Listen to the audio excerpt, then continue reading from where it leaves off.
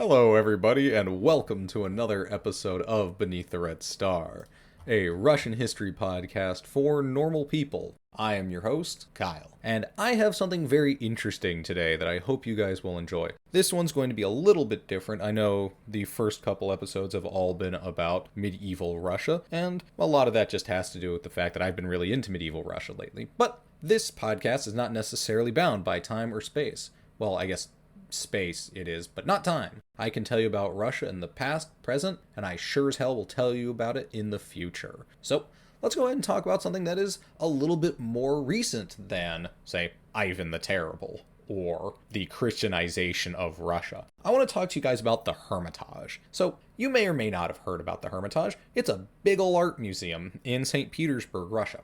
It is actually within the grounds of the Winter Palace. So, this is really going to be the story of both places, the Hermitage and the Winter Palace, because now they're the same building. This was not always the case, but their histories have been intertwined basically from day one.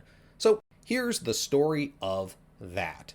To kind of paint the scene, I want to tell you a little bit about the Hermitage as it stands now. So it has roughly 3 million pieces of art from all over the world, and this is specifically all over the world. There is no Russian art within the Hermitage, other than arguably the building itself. But the actual paintings, the pieces, the sculptures, whatever, these are all supposed to be pieces of art from particularly Europe, but around the world. The whole point of the Hermitage is this is not Russian art. There's a separate museum called the Russian Museum in St. Petersburg that is for Russian art. And actually, the fact that this is kind of worldly, European in particular art, stems from the very beginning of the Hermitage and almost exactly to the very beginning of the Winter Palace. So we'll get into that here in a second. But first, I need to tell you a little bit about the city of St. Petersburg, because I think that the city of St. Petersburg really is a good template for what the Winter Palace is supposed to be, the role it is supposed to serve, and the role that the Hermitage is supposed to serve. Or well, what it was supposed to serve, because now it serves a bit of a different purpose. So, St. Petersburg was founded in the year 1703 by, believe it or not, Peter the Great. Though Peter the Great would swear up and down that he did not name it after himself, who knows. But he founds it in 1703. This is in the very end of a war with Sweden called the Great Northern War. And in this time, Russia takes what is now Finland and quite a bit of land near Karelia, which is basically the connector between Finland and Russia. And Peter says, you know what's a really great thing that could go right here, right on the Finnish coast near the Gulf of Finland? A city. Not any city, but a capital city. And well, Russia already had a capital city. It was Moscow. It's been the capital for quite some time now. But Peter, like a lot of czars, is kind of sick of looking in the past. He thinks that Russia is kind of backwards, and more importantly, he thinks everyone else thinks Russia is kind of backwards. He wants to make Russia a powerful, cosmopolitan, modern country. And he thinks that a big part of how he can do this is, one, he needs a navy. And that's a little just tangential to this, but it is related. He needs a navy, and he needs a really bitchin' capital. And well, Moscow just ain't that. Moscow's out in the boonies. Moscow's in the middle of nowhere. It's not in Asia, but it's getting pretty close if you want to, rub elbows with, say, the people in Holland, or Paris, or Germany, or, well, Germany doesn't exist, but you know what I mean. The rest of Europe. So, well, right here in what is almost Finland is a hell of a lot closer than Moscow. As well, that navy part. He wants both a big military and merchant navy. Moscow doesn't have any ports. It's got the Volga, don't get me wrong. It's not like totally pointless, but it's not on the ocean. And I want this place to be connected, both militarily and economically and socially, culturally, with the rest of the world. Putting it on a warm water port like that in the Gulf of Finland makes a lot of sense. So Peter begins the construction of his new grand city. And two things here that are very important to understand is, One, this is a city that is not going to be made of wood. Moscow, very famously, was made of wood, and would continue to be made of wood for quite some time after this. And one of the issues is, this is a very just simple logistical issue, is it burns down. Not infrequently, the whole place just kind of burns to the ground. So that's not great. But also the issue is, it's old. It looks old. It doesn't look fancy. What is Moscow compared to Lisbon or Paris or London? It's some old dumpy, capital of, some weird old backwards place. No. St. Petersburg is gonna be cool. And it's gonna be made of stone. So how are we gonna do this? Well, we're gonna bring in a lot of people from all over Europe, particularly Central Europe and Southern Europe, places like Germany and Italy, and they're gonna build our new city in the new style of the day, Baroque. So that's the beginning. That's kind of the background. St. Petersburg is being built. It's going to be fancy. It's going to be stone. And it's going to be a place for not a king, but a proper emperor. A Western European, civilized, I hate that word, but that's how he would have said it, emperor. But then Peter dies. Not, exactly like that, but for our purposes, Peter dies. In 1754... the Empress Elizabeth is in power, and she says, we have this very fancy city, but we don't really have a fancy palace. This is a very nice city for a capital, but what is the people in power? Or I guess, what are the people in power? Yeah, that's right, kids. Go into history. They'll teach you how to write, I promise. But what are the people in power if they don't have a powerful place to reside? So she begins the construction of a new palace. This would be the Winter Palace. This is not the first Winter Palace. There have been 3 previous Winter Palaces, but this one is going to be one to really match St. Petersburg. And I mean that in a lot of ways. One is going to kind of match it in its grandeur and its beauty, but is also going to match it quite literally. It's going to be built in that same Baroque style that the rest of the city is. So I already said that the city was built in Baroque, but what is Baroque? Well, Baroque is a popular kind of architecture in Southern and Central Europe, particularly from about 200 years ago. It was part of the Catholic Church's Counter-Reformation program. Yeah, this kind of architecture is actually derived directly from the Catholic Church. And what it is supposed to do is it is supposed to invoke grandeur, opulence, power, and wealth. It's all about big, flowing, open areas, large corridors, gilded walls, gaudy wallpaper. This is absolutely perfect for somebody who wants to exude power. And one of the things I think is particularly interesting about the Baroque style is, now take this with a grain of salt because I am not a big architecture guy. My background is not in architecture, and I'll be perfectly honest with you, I had to look all this shit up about Baroque. But what I think is this makes a lot of sense as a kind of response to the previous style, which was Gothic. When you think about, say, Gothic buildings, think, Bloodborne or some of those big giant churches in England with their giant spires, kind of, Dracula-esque, if you will. They're terrifying. They are imposing. They are frightening and threatening. They're very angular and sharp. They strike fear into the heart of the people who look at them. And that makes a lot of sense, If I'm a king and I have this big old castle, I kind of want it to look scary. I want you to be afraid of me. You're going to listen to what I say because I'm the guy who lives in a place that looks like Dracula lives in. Or conversely, if you are, say, the church, you want it to instill the fear of God in people. Well, Baroque is kind of the opposite. It doesn't so much instill fear as it instills kind of awe. It's kind of architectural shock and awe, really shows you, hey man, you should be into me because I'm wealthy, I'm powerful. And again, to use the kind of palace or castle versus church thing, if I'm the guy who lives in this giant palace that's super fancy and gaudy, I'm rich, I'm powerful. And then for a church, kind of similar, these are the wealths of God. This is the power that God has. You are out there fucking toiling in your field, and look at the church that God has. And that's kind of the way it speaks to me. And it seems to be the way that it spoke to the Tsarina at the time, Empress Elizabeth, because that's exactly what she wants. And boy howdy, gaudy is it gonna be.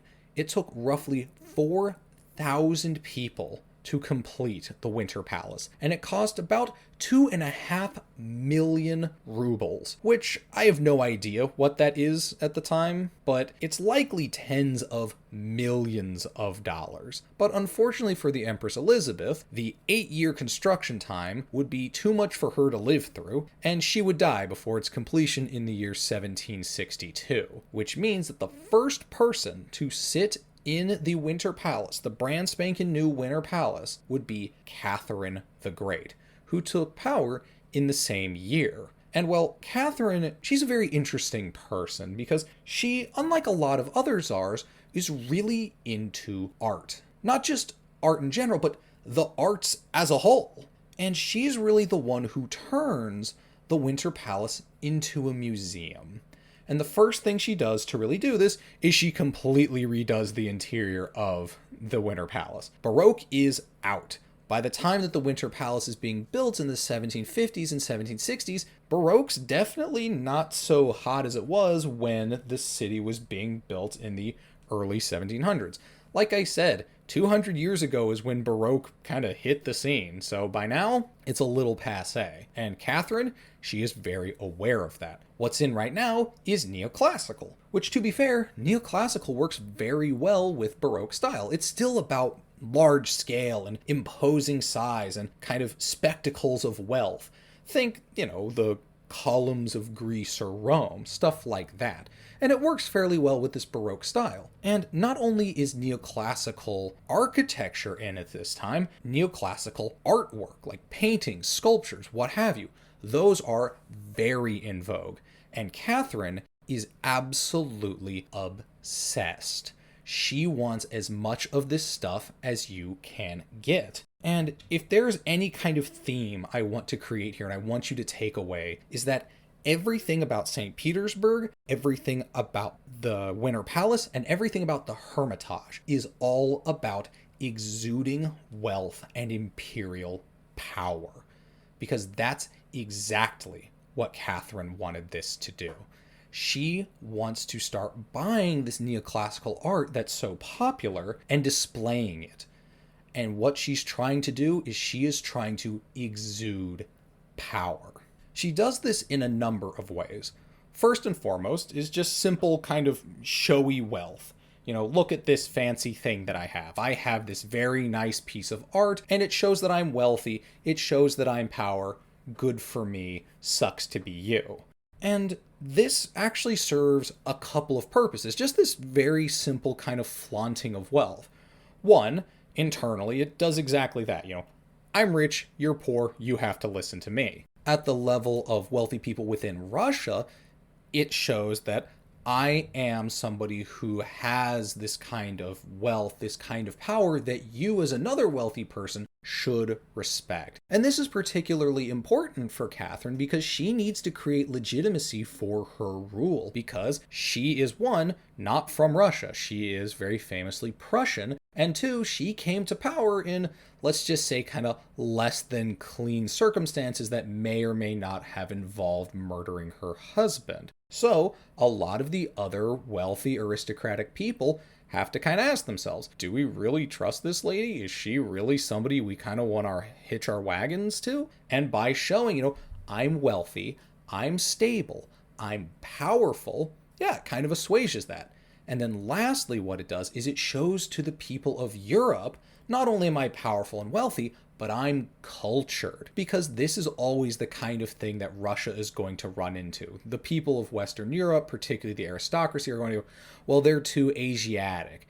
They're too backwards. They're too whatever. They're going to come up with whatever reason to say they're not really worth, having at the table. This is just old-timey racism that you can still see today, but it was very, very real at the time. Granted, it's still fairly real now, but this is something that Catherine is very aware of. and having these old neoclassical, or really, sorry, I mean, these modern neoclassical pieces of art shows I'm a cultured person and I have the wealth to do this. And particularly that wealth issue is one that Catherine really liked to flaunt, particularly over her rivals on the international stage. A really good example of this is in 1764, she purchased 225 pieces of art that were originally going to be sold to Frederick the Great of Prussia. This does a few things. One, it's a pretty easy dig on Fred, Hey man, you can't pay for this shit because you're broke from the 7 Years' War? Well, guess what? I fought in the 7 Years' War too, and I'm still buying this shit. Get bent. The other thing that it does is it shows to the people of Russia that Catherine is loyal to Russia over Frederick the Great of Prussia, where of course she is from. And it shows that I'm going to put Russia and the glory of Russia before where I'm from originally, which again, the people within Russia, particularly the aristocracy, are going to be a little bit worried about. She's a foreign princess. Do we really want to trust this lady? As it turns out, hell yeah. She's out here bringing glory to Russia. What's neat about these individual items, these 225 items that she purchased, they would be the foundation of the Hermitage. These would be the very first items brought into the collection. So before I talk a little bit more about the Hermitage, I gotta define what a Hermitage is. So a Hermitage is an area generally within a palace, or really within the palace compound, that is set aside for the private areas for whoever's living there, the Tsar, a king, queen, whomever. So these are places that these people are going to be, say, only bringing in their nearest, dearest, closest people, if anyone's going in there at all. It's a place where they can get away and be a hermit, such a Hermitage. So right now, this is where this art is going. This is going into the personal collection of Catherine the Great. Of course, the Winter Palace is being used to house this stuff because she lives there, this is her home, but it isn't really being displayed in the same way that it will be. Of course, some is on display because, again, this is to be flaunted. So some of it is going to be out, but a lot of it is mostly being held within her own private quarters. It won't be until later that the entire Winter Palace becomes part of the museum. So while Catherine is in power, she brings in tens of thousands, at least, maybe even more, pieces of art. And again, this is to show just, oh, I'm very fancy and I'm very powerful. But what's also kind of interesting about it is, like I said, this is statecraft. This is her trying to get one over on her political rivals on the world stage. And she has agents who are operating basically like spies, trying to bring in pieces of art before other people do, trying to take art from other wealthy people, from other heads of state. And Catherine is directly involved in this. She is not one to just kind of let this go. For one, she is a great appreciator of the arts and just really enjoys having this. And two, she is, whatever else you can say about her, a very shrewd politician. But Catherine's reign, of course, would not last forever.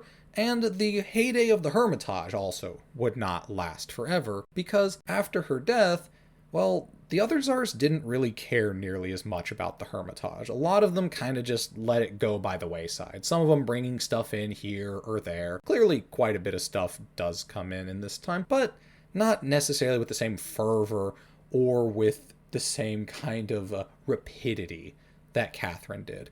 An important exception to this would be when Alexander I purchased a bunch of art that was looted by Napoleon from the German states. So, as you can see, art is still a great way for Russia to kind of dunk on Germany. But really, other than that, this is kind of falling by the wayside, particularly from the height that Catherine had it at. Until 1837, when there was a fire within the Winter Palace. So, fortunately, none of the art was destroyed in this fire, but the entire interior of the Winter Palace had to be redone. And in 1853, a whole, what is that? Almost 20 years later? That's crazy. It's a big building, guys. It takes a lot of time to build this shit. But in 1853, when everything was reconstructed, the then Tsar, Nicholas I, opened the Hermitage as a museum. Technically a public museum, but I wouldn't exactly call it public. It's not like you or I could go in there. This is still very much so for wealthy people, friends of the Tsar, whatnot. But it is now a museum. So that's pretty cool, even if it's not somewhere that really anyone can go. But other than the building being opened up for people to see, really there's not a lot going on with the Hermitage. And by the time we get to Alexander II, who is the third to last Tsar, he actually separates the Hermitage from the office of the Tsar entirely, creating an entire ministry to take care of it. And, well, that's where it stays until 1917, when World War I shakes Russia so hard that the wheels fall off and the Tsar abdicates power and a provisional government takes over. The provisional government would rule the country from the prior seat of power in the Winter Palace. Well, that is until October 25th of the year 1917, when the Bolsheviks would raid the Winter Palace and seize power from the provisional government. Not only would they seize power, they would also seize the Winter Palace itself, which they would keep under armed guard for quite some time during the Russian Civil War, because they recognized how valuable this art was. At the very least, you could sell it. And, well, actually, instead of these items being sold off, instead, quite a bit was added to the collection of the Hermitage during this time, mostly because the Red Army was going around fighting people all the time, and, well, let's just say, taking all of their art for the glory of, Soviet collectivism. And, well, what this means now is you have this big building full of art. Why not make it a fucking museum? Like a proper museum. And that's exactly what the Soviets do. They open up the Hermitage to the public. And for the first time, this is a proper public museum, and it populates the entire Winter Palace. And you might be wondering,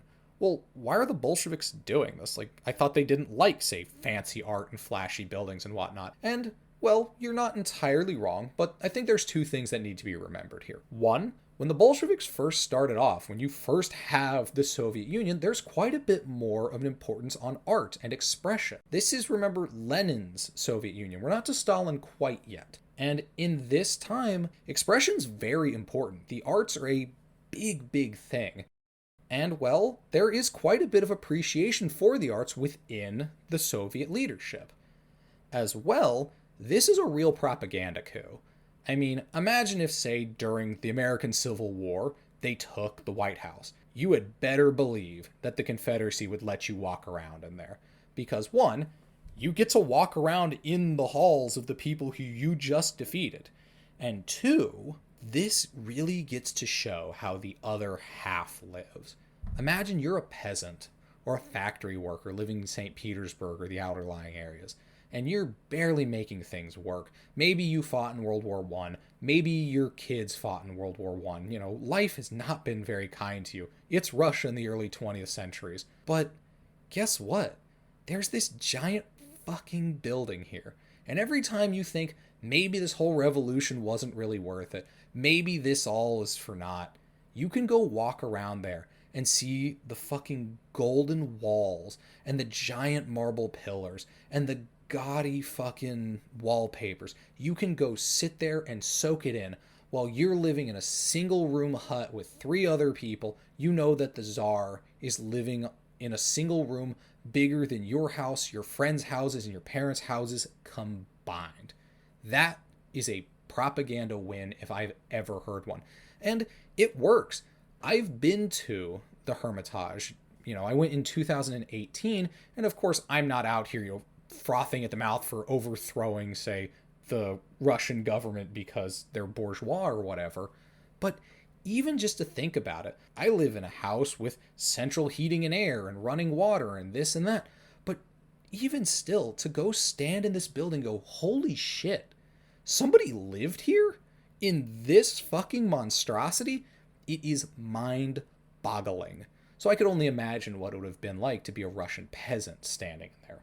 But these kinds of glory days, I guess, for the Soviet Union and the Hermitage would not last super long because, like I said, we'll get to Stalin.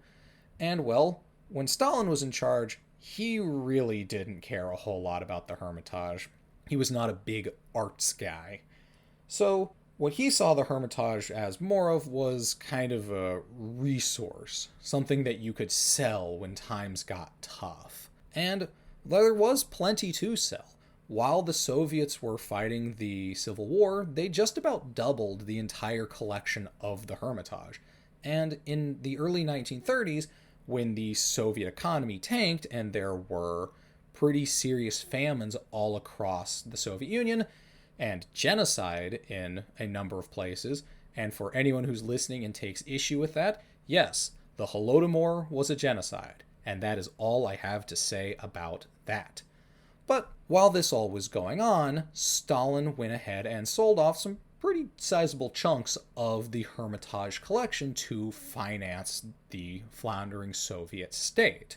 Ultimately, he was talked out of it, and in a kind of rare turn of events, Stalin listened and said, okay, I'm not going to just sell everything off because I feel like it. And with the Hermitage then surviving the wrath of Joseph Stalin, it had to then suffer the wrath of the Nazis. What I'm talking about here is Operation Barbarossa, which began on June 22nd of 1941. For those of you who don't know, this is the beginning of the invasion of the Soviet Union by Nazi Germany, and the opening of the truly unbelievably catastrophic Eastern Front. This is the war. Like, not to say that, the rest of the people fighting the war did not fight the war. Of course, hundreds of thousands of Americans, Brits, Canadians, Frenchmen, Poles, others fought in all kinds of horrible situations all over the world. But the Eastern Front is truly something else. And one of the places that would not be spared from the horrors of this war would be the Hermitage. Because while it's not particularly talked about a lot in the West, St. Petersburg, then called Leningrad, was besieged. The siege began on September 8th of 1941 and would last nearly 900 days, only ending in 1944. The roughly 3 million people within the city would be completely cut off. The Nazis advanced so quickly that most of the people were stuck. And when they were stuck, they were really stuck. They were cut off almost completely from supplies, from help, from weapons, you name it.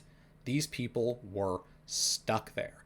And this would include not only the staff of the Hermitage, but a good bit of the pieces within the Hermitage. So I need to talk now about a man named Joseph Orbeli. Joseph Orbeli was the director of the Hermitage during the Second World War. Orbeli kind of saw this coming. Well, actually, a lot of people kind of saw this coming. Well, actually, that's also not fair.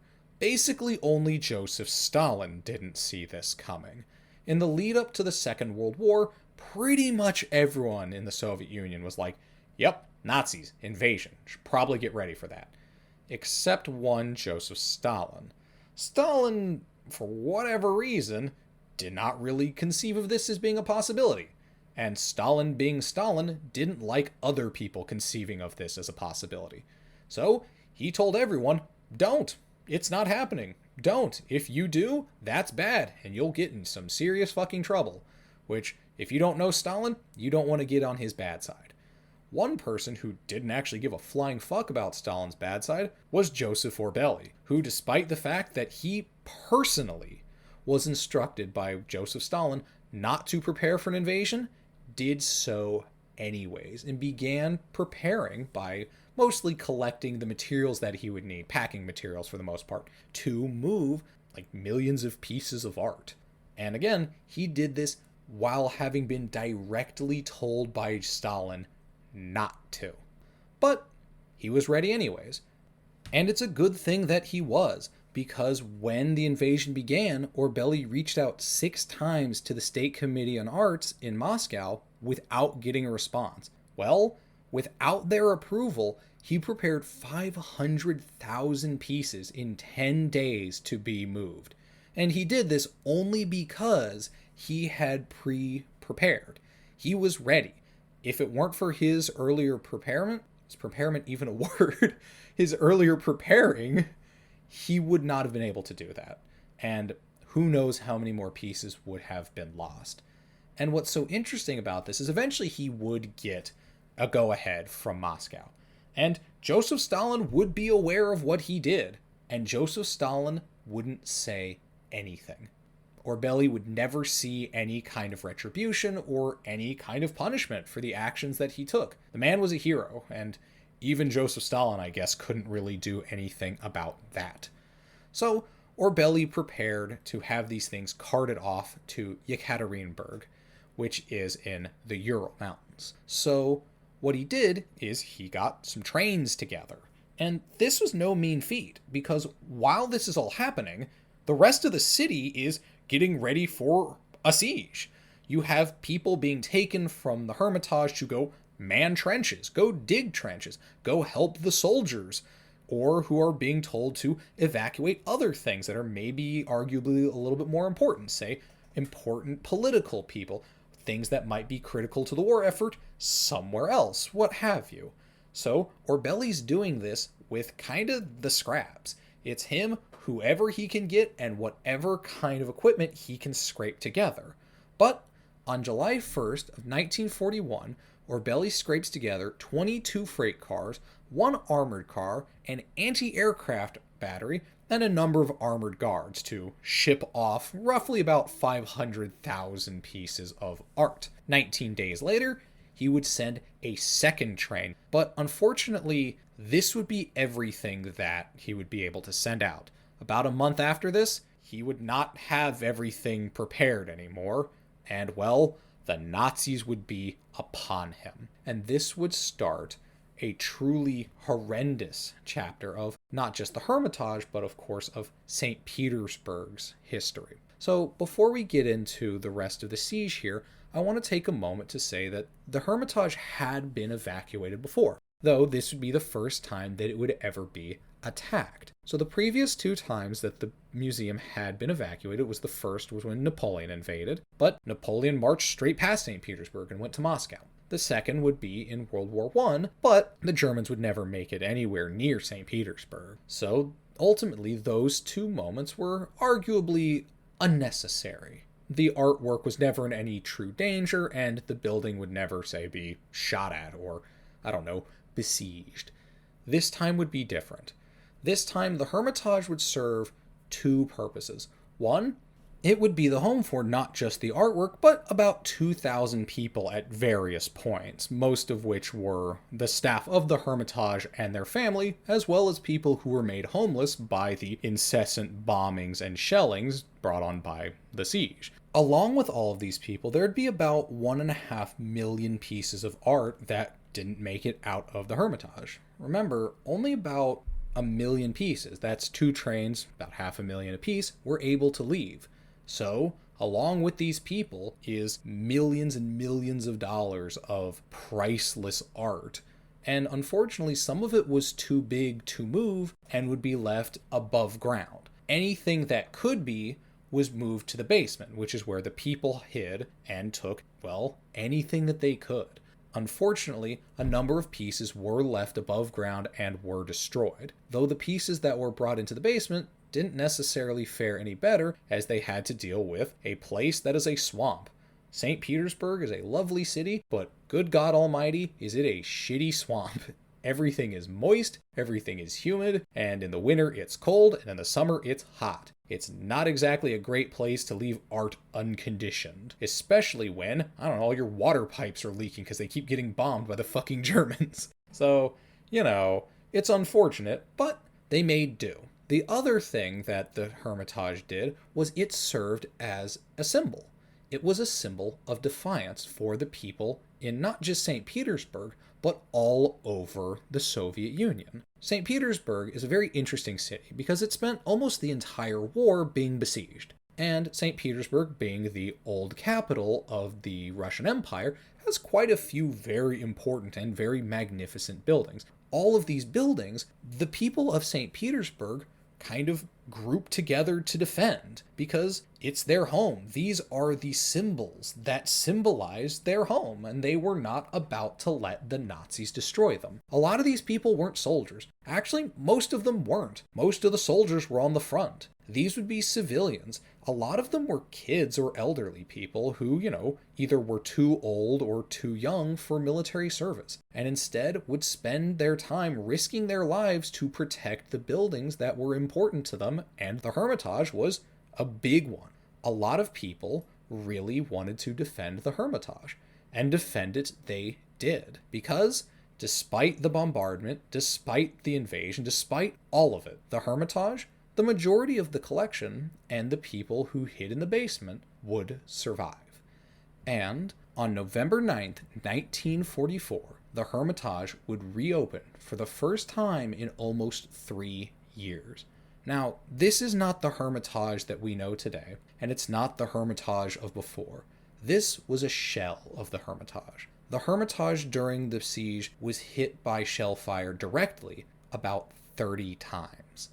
That is not counting all of the shells that went off in the courtyard or near, or anything else that may have hit it as far as shrapnel goes or damage sustained from the weather or whatnot. This building was in what you might call piss poor shape, and the people weren't a whole lot better either. But in defiance of the war that was still ongoing, they reopened the Hermitage and held an exhibition of just the art that was there within the museum, in a museum that probably would never pass any kind of health and safety code. But there's something truly beautiful in that. I mean, something truly beautiful in the way, of course, that a tragedy sometimes can yield. I'm not saying that this is something that I would ever want to see or to see happen, but there is truly something powerful. These people have been living in a basement. They've been starving, being bombed, shot at, dealing with the weather, dealing with nature, dealing with everything, just trying to stay alive. And on top of that, they're trying to defend this building that they care about, and they're trying to defend this art that they are so passionate about, that they love, that they're willing to die for. I'm certain that Orbelli could have left. I'm certain that plenty of the people who sat there and fought and defended, maybe not necessarily say with rifles or machine guns, but certainly these people fought. They fought to defend this stuff. Plenty of them probably could have left if they wanted to. There were probably plenty of people who decided, no, this is a place that I think is worth defending to my last. And then at the end of it, they walk out. They walk out into the sunshine. They walk out into the rest of the world. They walk out to the soldiers who are liberating them, to the people who are coming out of their basements. They're counting their dead. They're grieving. They're hurting. But in spite of all of it, they have that one thing. They have this thing that they fought for, that they bled for, that a number of them died for. There's something truly powerful in that. And while I never hope that anything like that ever happens again, I truly hope that this kind of beauty and this kind of power in the face of such violence and horror can never exist, because for it to exist, of course, violence and horror must. But it is truly powerful. It is truly awe-inspiring. And from that point, things only get better for the Hermitage, fortunately, because just a little bit less than a year later, in August of 1945, trains would depart from Yekaterinburg to arrive back in St. Petersburg on October 10th of 1945, returning the previous items that were stored at the Hermitage. And the Hermitage's story from then on out would fortunately not be nearly as exciting as it had been for the last couple years. Unfortunately, this is a story that's not entirely happy. It has its ups and downs, because while the Soviet Union chugged along, towards its end, it really began to stagnate. And the Hermitage suffered. The Hermitage was kind of pushed to the wayside because, well, you have a war in Afghanistan, you have multiple countries breaking away, you're having very serious problems with just keeping the country afloat, and, well, the arts aren't exactly something that people are really caring a whole lot about in the 80s and 90s as the Soviet Union collapses, and then certainly aren't caring about in the 90s to 2000s as the Russian Federation rises from the ashes. This is a time of Russian history that is absolutely unhinged, and I will hopefully do an episode on this at some point, because this is a truly insane point in Russian history. So people aren't exactly worrying too much about How are we going to make sure the Hermitage keeps the lights on? How are we going to make sure that the gaudy wallpaper stays stuck on the wall? But one of the things that's kind of neat about this is the international community banded together with the local Russian community in St. Petersburg to keep the Hermitage open. Now, granted, these are mostly very wealthy donors who, in any other kind of circumstance, I would not exactly be particularly fond of, but in this one instance, their wealth and generosity did keep the Hermitage going. And I will be perfectly honest, the Hermitage has a very special place in my heart. I know that a lot of people might say, well, it's just a museum, and, like, for example, towards the end of the Soviet Union, or during the siege of Leningrad. Like, why should we care about this building? Why is it so important? There are much bigger issues. Orbelli could have been moving people out instead of, these pieces of art. And you know what? He could have. And arguably, he should have. I can't sit there and say that some very valuable piece of art is worth more than a human being, and I'm not going to. But I think that there is some value in a place like the Hermitage, because it is a piece of history. Not just the art that it has within, but the building itself is a real piece of history. It's an amazing thing to get to see. I really hope that one of these days Russia kind of unfucks itself, and anyone who wants to go can. Because it's a very powerful place. I know I've said that word a lot, and I know it's a very kind of like, oh, whatever kind of word, but it really is. It's truly insane to go look at the interior of that building, or even just the exterior of it.